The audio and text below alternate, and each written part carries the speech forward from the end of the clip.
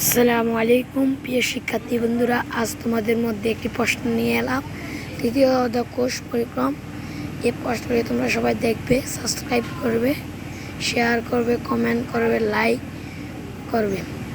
সবাই এই ভিডিওটি না টেনে সম্পূর্ণ ভিডিওটি দেখো। প্লাস্টিডের গঠন, অবস্থান, কাজ ও প্রকৃতি সম্পর্কে ব্যাখ্যা করো।